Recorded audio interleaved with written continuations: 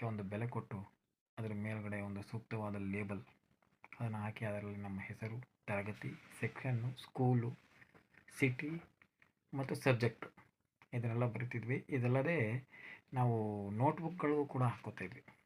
ಹಾಕ್ಕೊಂಡು ಅದನ್ನು ಬರಿತಾಯಿದ್ವಿ. ಮತ್ತು ಒಂದು ವರ್ಷ ಬಾಳಿಕೆ ಬರ್ತಿತ್ತು ಅದೆಲ್ಲ.